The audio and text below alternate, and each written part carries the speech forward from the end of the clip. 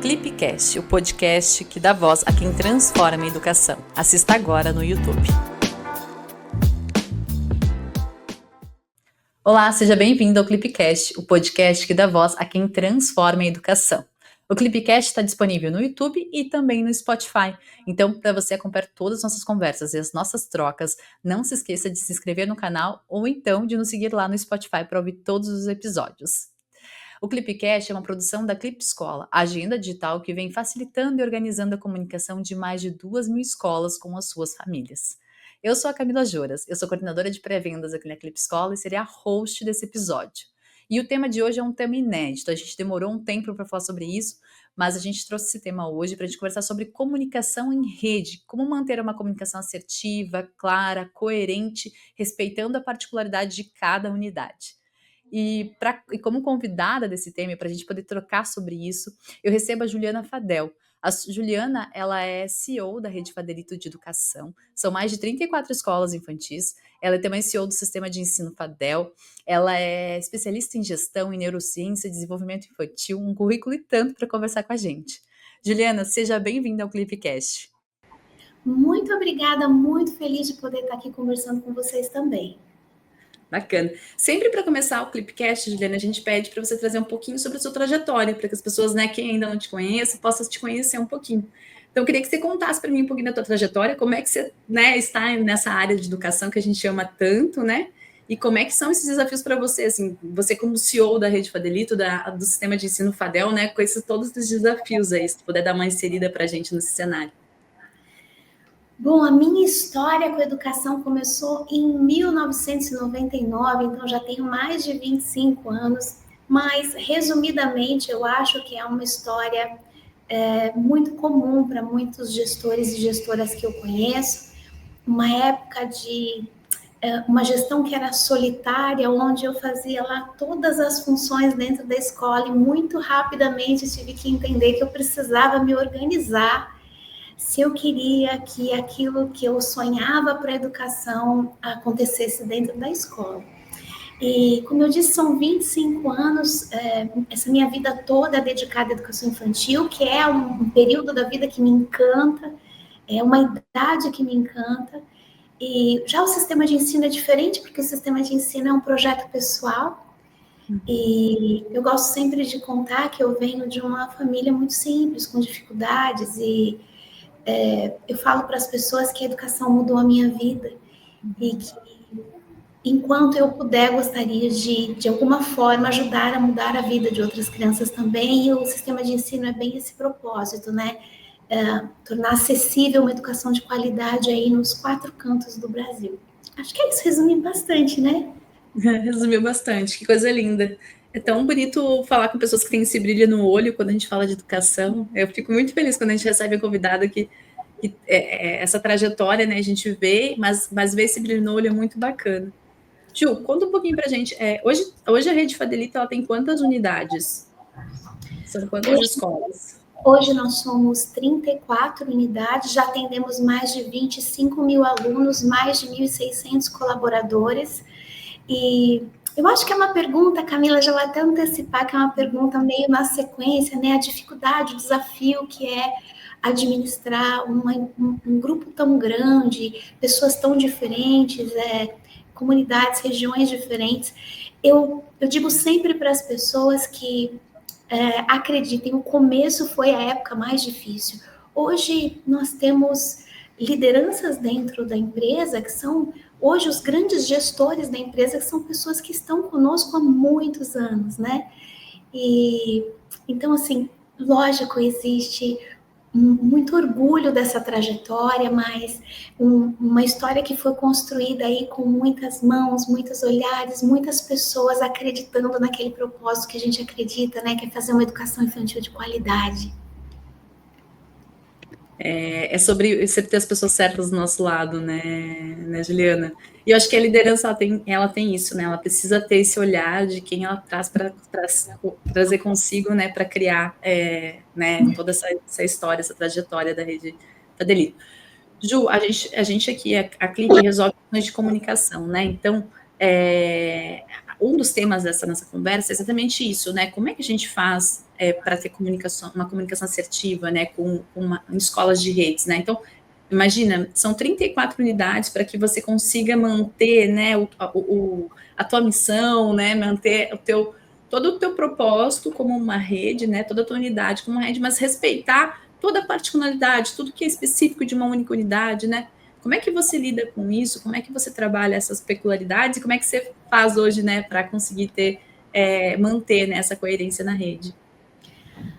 Camila, com tecnologia é muito mais fácil. Não estou falando porque eu estou aqui conversando com talvez a maior agenda digital que existe no mercado, e não só agenda, a escola é uma ferramenta muito completa, mas não estou falando só por isso, mas a tecnologia favoreceu demais, né, a nossa realidade. Eu venho de uma época em que, quando eu abria uma unidade, eu era diretora da unidade, e aí eu tinha uma equipe que tinha que levar a unidade onde eu não estava com a cultura, a ideia, o mesmo pensamento. É óbvio, né, que existem certas mensagens que são mensagens centrais, mas existe uma comunicação ali, como você bem disse, que tem um quê de pessoalidade, de particularidade, porque são famílias diferentes, crianças diferentes, contextos diferentes, né?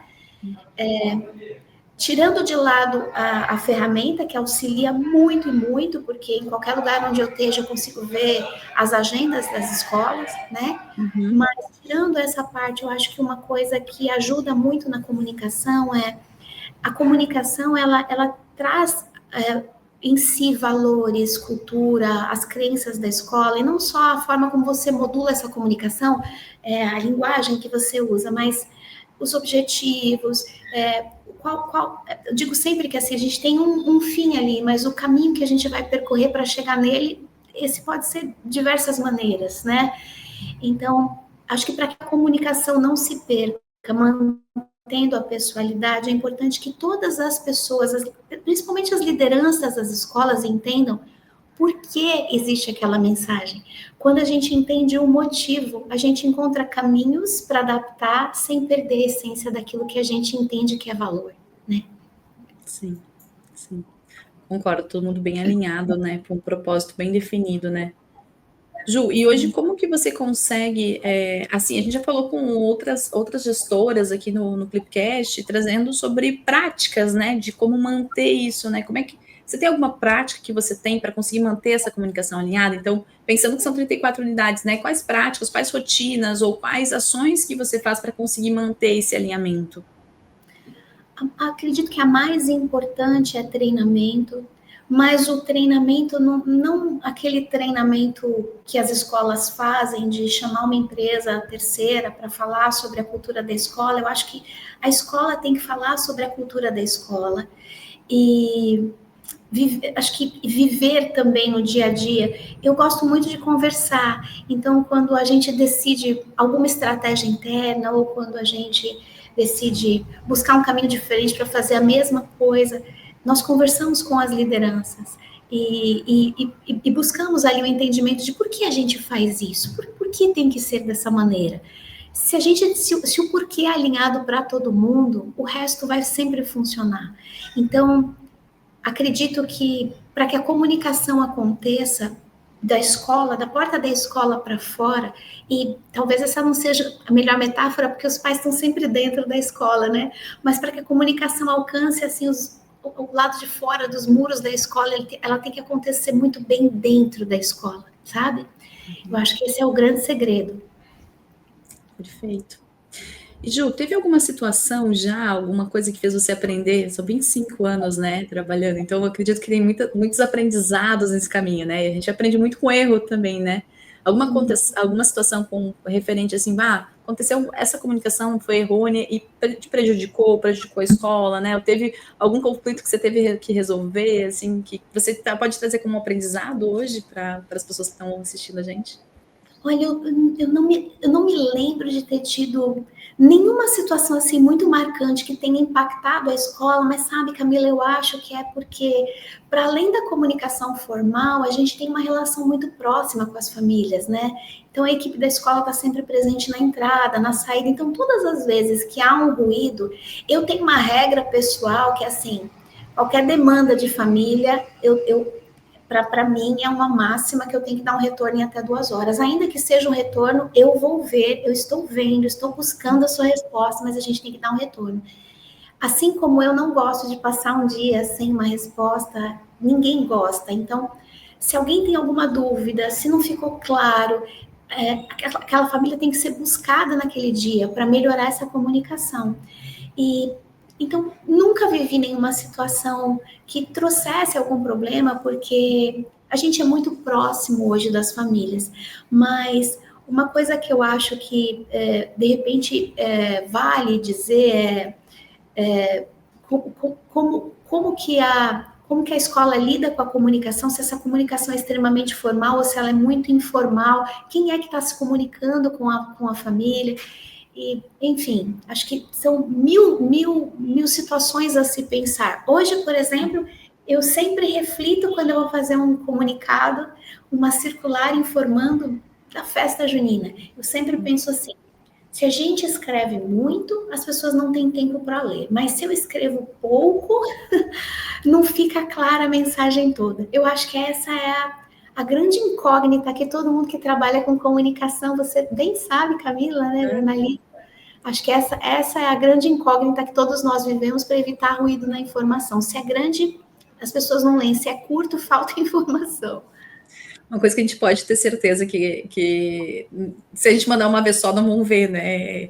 A gente sabe, eu sou mãe de uma menina de 3 anos e meio, assim, e às vezes é na segunda vez que eu recebo o recado que eu realmente vou entender toda a dimensão daquela mensagem, assim, né? Então, às vezes, também a recorrência dessa mensagem também é importante, né? E a tecnologia daí ajuda nisso.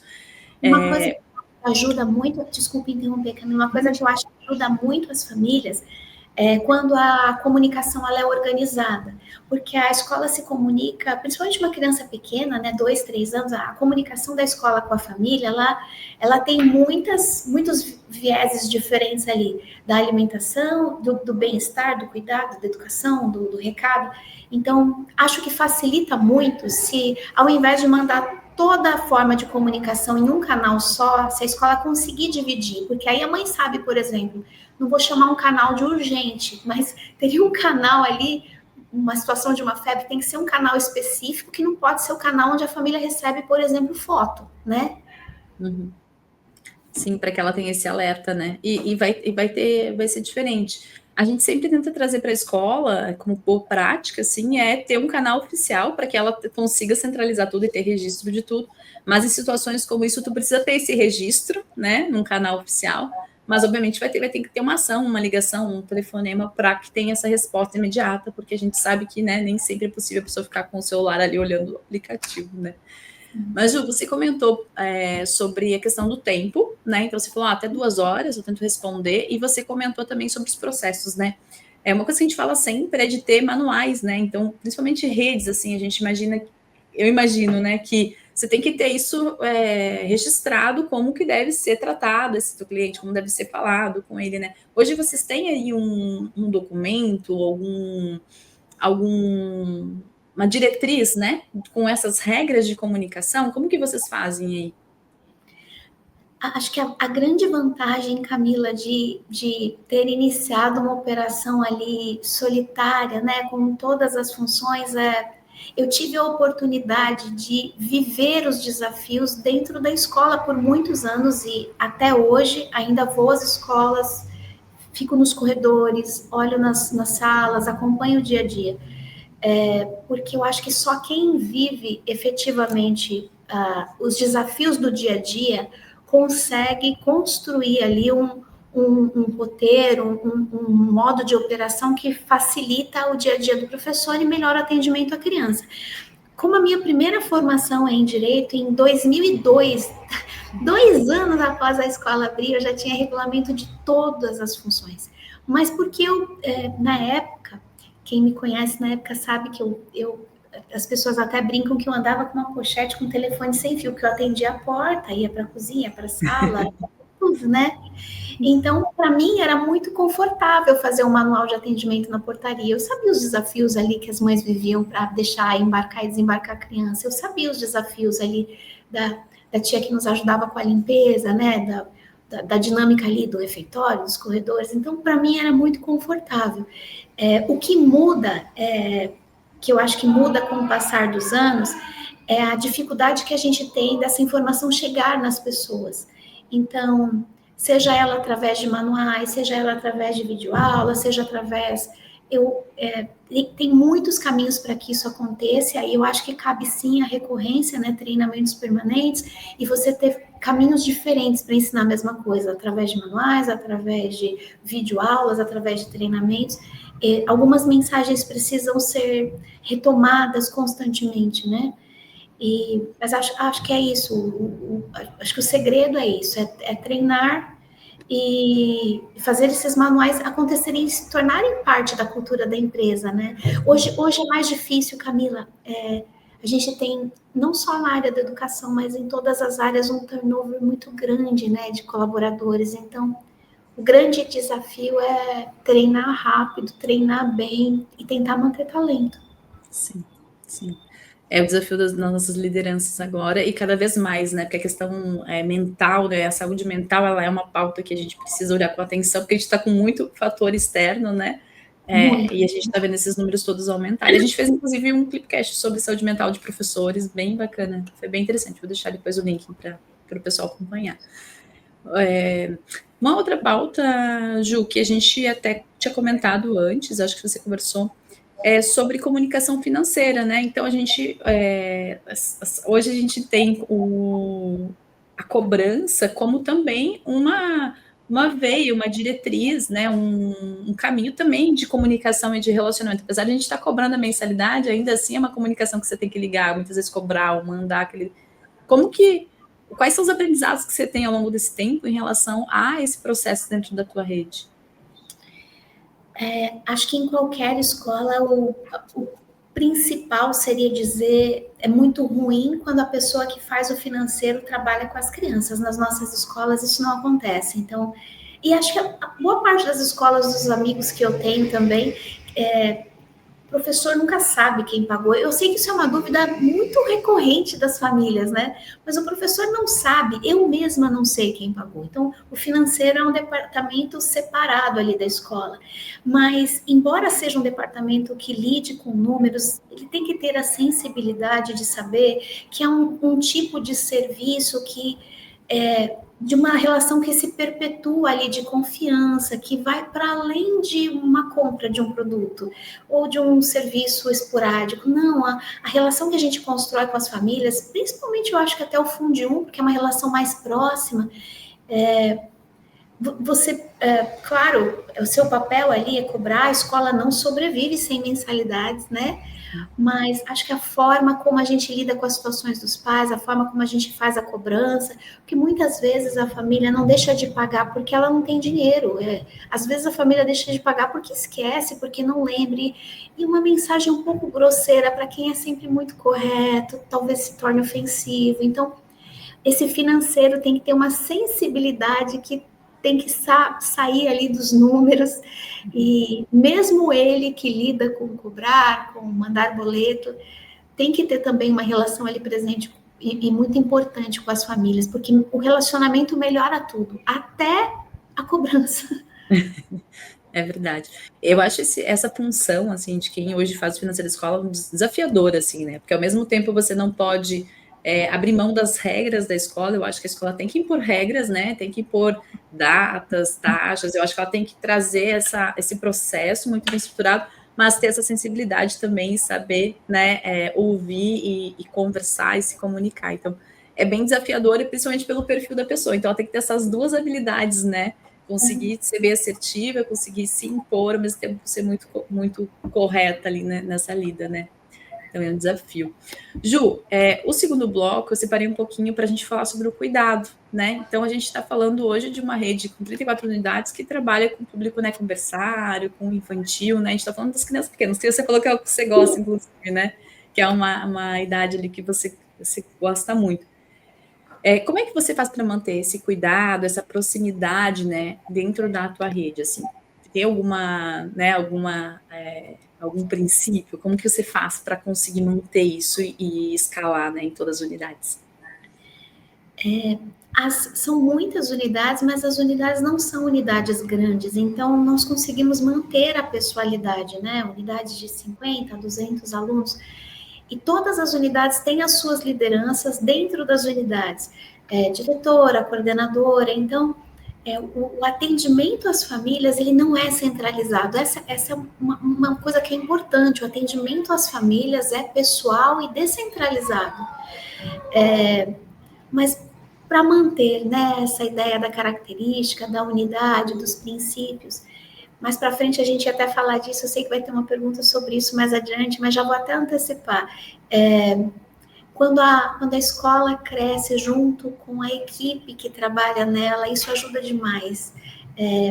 Acho que parte do nosso sucesso vem de honrar as pessoas que sempre estiveram conosco, e somos uma escola que ensina e uma escola que também aprende. Então, ajuda muito ter lideranças muito antigas.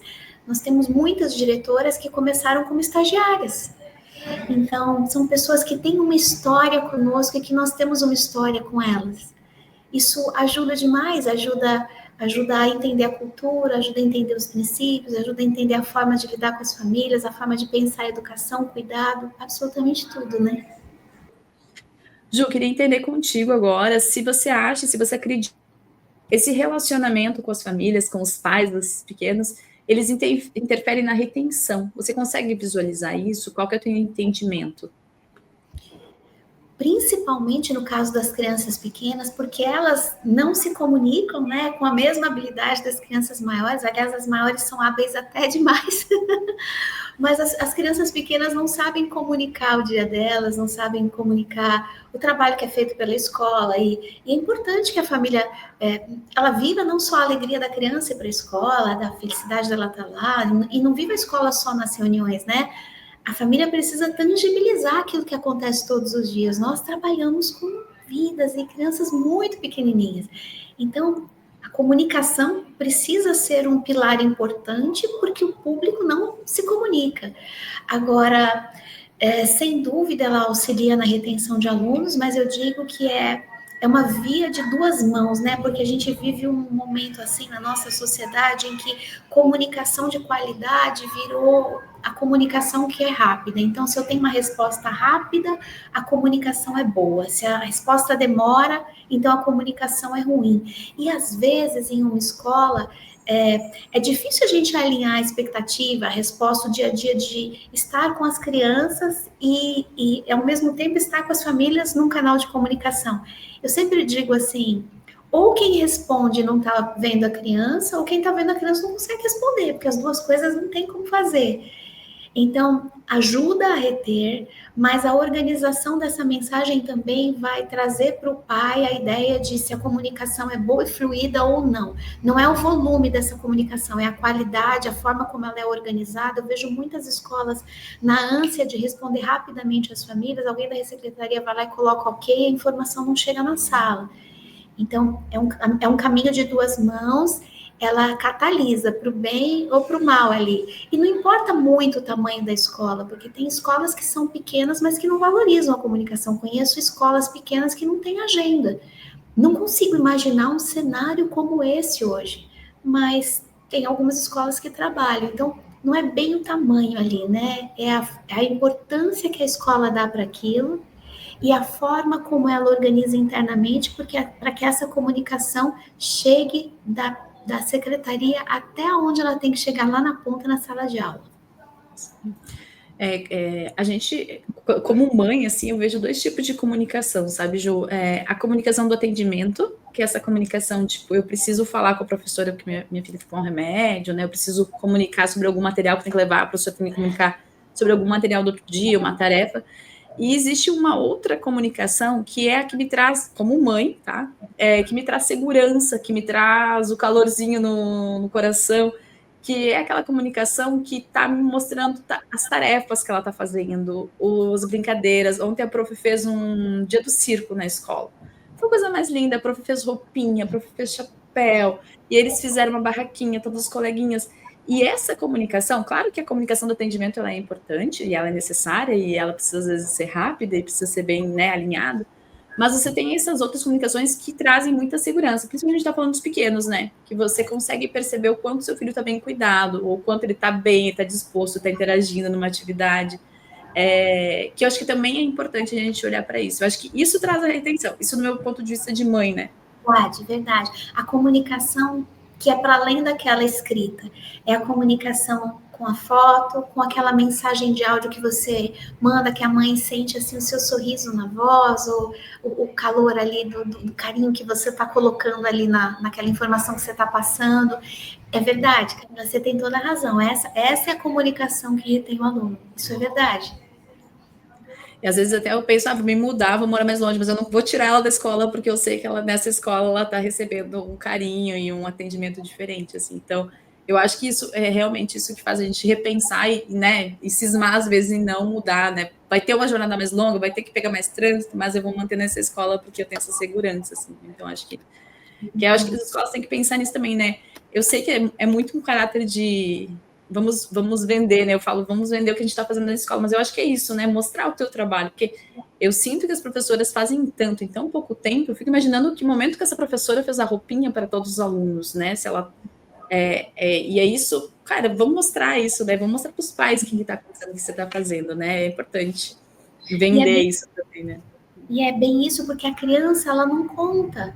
E para o pai, aquilo que eu falei no começo, como que o pai vai tangibilizar o trabalho da escola, esse carinho aí da professora que fez a roupinha para as crianças, como que o pai tangibiliza isso? Se a criança vai chegar em casa, ela não vai falar que ela vestiu uma roupa, que teve um dia do circo que foi muito legal, que ela brincou, que ela deve ter cantado música, que ela deve ter feito cambalhotas.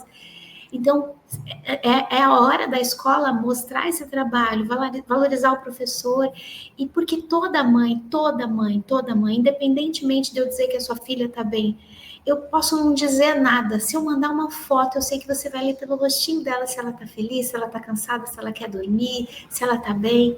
E a gente tem que abusar dessa possibilidade que a gente tem hoje. Ficou tão mais fácil se comunicar, né? Quantas vezes um áudio é melhor do que um texto e as pessoas às vezes evitam mandar áudio? Quantas vezes uma foto é melhor do que uma história inteira que você conta lá numa circular? E as pessoas ficam assim, se perdem ali, né? Se perdem nas formalidades. Acho que a tendência é que o informal se valorize mais do que o formal, porque o informal é muito mais a verdade do dia a dia ali, que é o que a família quer ver. Sim, com certeza. Ju, vamos falar um pouquinho sobre. Você falou que você hoje usa uma agenda digital, né? E eu queria entender com você assim, como que isso facilita teu dia a dia, como era antes sem ter uma agenda digital e como é hoje tendo essa tecnologia te auxiliando. Eu fico muito impressionada quando eu converso com gestores, eu conheço gestores do Brasil todo, e as pessoas me falam que não colocam ou não têm ainda agenda digital, porque tem um pouco de receio da comunicação e de como que o professor lidaria com o celular em sala de aula. Eu vou trazer um pouco da minha experiência e talvez isso ajude outros gestores que estejam em dúvida. Nós colocamos a agenda digital na pandemia. A minha intenção era ter colocado 5 anos antes, porque eu brincava que na escola a gente tinha um cerimonial. Todos os dias a professora passava 1 hora escrevendo em cada agenda de manhã e 1 hora escrevendo em cada agenda à tarde. Um negócio que virava um rabisco danado, com pouquíssimas informações, porque o tempo dela era restrito, ela tinha lá 10 crianças para preencher ali a agenda. Então, assim, era uma informação ruim de um tempo que era roubado das crianças e que era uma mensagem padrão, porque você não consegue escrever sobre cada uma das crianças ali numa agenda de papel em 1 hora. E você não pode perder mais do que 1 hora, porque 1 hora já é um absurdo. E qual a outra desvantagem que a gente tinha? Hoje ainda tem o WhatsApp, você pode mandar as fotos pelo WhatsApp, mas o WhatsApp não é um ambiente seguro de comunicação, né? Se o celular é roubado, se qualquer coisa assim acontece, se ele é clonado, o WhatsApp é clonado. A agenda a gente bloqueia imediatamente, ali tudo que há ali de foto, informação sobre a criança, tudo ali é resguardado. O WhatsApp não. Então, quando eu ouço algumas gestoras falarem, mas como fica o dia a dia, né? A professora com o celular ou com um tablet na sala, nós, pelo menos, usamos na escola o celular ou o tablet, mas é um aparelho da escola, o que não dá para ser, eu entendo que é um aparelho da pessoa, sendo um aparelho da escola, com a facilidade que uma agenda proporciona para o professor, para o pai. E ainda tem uma outra situação que eu acho que é importantíssima. Às vezes a gente tinha crianças que passavam o dia inteiro na escola. Tinha, não, nós temos isso, né? Ainda há crianças que passam o dia todo na escola e no final do dia a mãe ficava sabendo que a criança não almoçou. E com a agenda digital, não, você organiza aí a forma de envio. É óbvio que você não vai ficar mandando disparos o dia todo, mas você tem um fluxo ali constante em que a família consegue acompanhar meio que ao vivo ali, né? A rotina da criança, se ela tá bem, se ela não tá. Sei que nenhuma escola fica com nenhuma criança o dia inteiro sem comer, mas isso demandava uma ligação, às vezes a mãe não recebe. A agenda não, a agenda é um lugar de acesso do pai, da mãe. A gente tem avós que têm acesso à agenda. Então, não consigo imaginar hoje nenhuma outra forma de comunicação de qualidade, com celeridade, com segurança que não seja uma agenda digital dentro de uma escola. E o fato de tua escola ser uma escola de rede, né, de você ter várias unidades, para você, você consegue acompanhar todas as unidades hoje pela agenda? Isso te facilita? Como é que é para você fazer essa gestão, assim, de todas as unidades? Mas facilita demais. Antigamente, o que eu fazia quando eu chegava em uma unidade, eu ia em todas as salas e abria as agendas e ficava lendo os dias anteriores. Hoje, da onde eu estou, eu consigo acessar a agenda de todas as unidades, consigo ver se foi um comunicado, qual é a resposta que os pais deram. Você tem filtros ali para palavras-chave que você está fazendo busca, você consegue ver a comunicação visual, tipo de foto que é enviado, projeto, planejamento, tudo que é enviado ali pela agenda. Então, sem sombra de dúvidas, uma das ferramentas mais importantes de gestão dentro de uma escola. Bacana. É bom a gente saber que a gente pode contar com essas tecnologias para nos ajudar no dia a dia, né, Ju? O nosso tempo está chegando ao fim. Nossa conversa está muito boa, mas está chegando ao fim nosso tempo. Queria te fazer mais 13 perguntinhas rápidas, tá? A primeira, assim, que você não abriria mão na tua comunicação hoje, da tua escola, tá? A segunda é sobre conselho que você deixaria para outras escolas, principalmente quem trabalha com o perfil da tua escola, né, de educação infantil. A gente sabe que hoje a maior parte das escolas do Brasil são escolas com menos de 200 alunos, ali com mais níveis mais iniciais. Então, que dica você deixaria para essa escola ter uma comunicação bem eficiente? E, por último, uma mensagem mais generalizada, assim, mais geral, para a gente poder deixar para os nossos educadores aí nesse meio de ano quase, né? Já estamos em maio já. Olha, uma mensagem, uma palavra que eu acho que precisa traduzir a comunicação e a forma de se relacionar com as famílias de uma escola é transparência. Sabendo os porquês e tendo motivos justos, não pode haver dificuldade de se comunicar com a família, explicar o porquê sim ou porquê não, o porquê daquela escolha. Então, seja transparente, você, gestor aí que me ouve, seja sempre transparente e acredite nos seus princípios. Se a sua escola tem um espírito, se você tem o seu ideal, o seu propósito, ele tem que estar presente, especialmente na comunicação, né? As outras perguntas, quais eram mesmo, Camila? Me ajuda, você fez Você um... não abre mão na sua comunicação hoje da sua escola, assim, que você não abriria mão. Acho que a palavra é transparência e proximidade. Acho que as palavras são essas: transparência e proximidade, contato, facilitar. Comunicação tem que ser fácil. Perfeito. Era isso mesmo, Ju. Ju, queria te agradecer pelo teu tempo, queria te agradecer pela tua atenção. Foi muito bom poder falar com você. Acho que a gente vai ter outros encontros ainda pela frente. Acho que esse foi só o primeiro. Obrigada por tudo. Eu vou deixar depois na descrição do vídeo também o teu Instagram, para quem quiser te seguir, né? Você produz vários conteúdos sobre vários assuntos, principalmente, né, desenvolvimento infantil, que eu sei que é uma área do seu interesse, né? Sobre a rede também. Então, eu vou deixar na descrição do vídeo para todo mundo que quiser acompanhar, tá? Não sei se tem mais algum canal que você queira divulgar também. Acho que o Instagram é o canal que a gente mais se comunica hoje, né? Sim, a gente usa bastante, né? Então tá, vou deixar na descrição, eu te agradeço de novo, tá? Muito obrigada pelo teu tempo, obrigada por estar aqui com a gente, foi muito bacana. Camila, eu que agradeço, agradecer a oportunidade de estar conversando sobre esse tema que para mim é tão importante. Parte das minhas últimas formações tem sempre um item que é comunicação, comunicação assertiva. Então, é um assunto relevante e acho que para organizar, escalar, garantir qualidade associada à tecnologia, que é o trabalho que vocês fazem, né? Então, muito feliz de poder estar aqui com vocês. A gente que tá. Muito obrigada de novo.